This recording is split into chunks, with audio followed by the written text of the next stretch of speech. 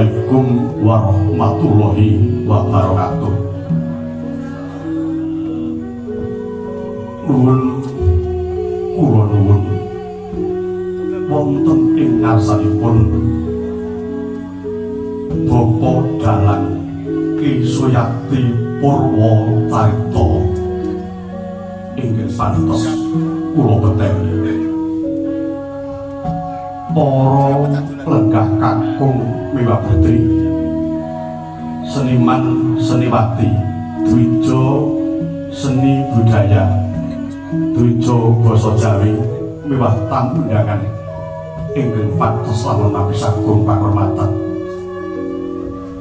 mboten katalumpen katur para kadang wira pradonga swawati satu kula tresnani kepareng ugi nyuwun pangapunten dene pribadi kula Cumantaka jumejering majaling Sasohargya Nigas Wacana anggen panjenengan itu imbal pangandikan boten teges nilar tata kan menapa dene Subasita pribadi kula ingkang dan sinaraya anawung krida monggo jejering pambiyara sumedyaken tumapaking tata cara ruwat bumi Kabupaten Wonogiri.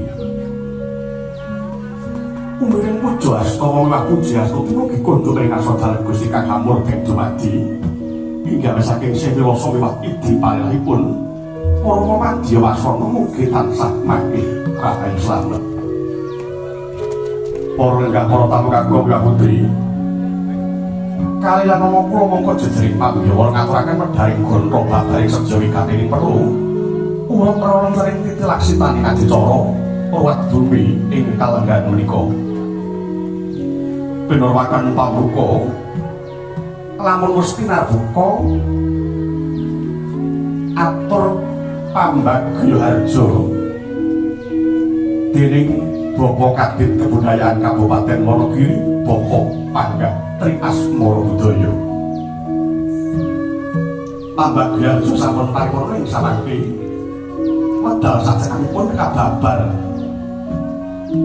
cariyos perwatan Murwakala ruwat bumi ini badhe kasarya dening Ki Dalang Suyati Purwocarita iki wijih saking tlatah Iramaka Wonogiri. Dene tata cara pungkasaning samangke panutup para lenggah para tamu minulya mekaten menggah rantamaning titilaksitani adicara mugi dados ing kawuningan wonten ing asalipun sedaya para tamu.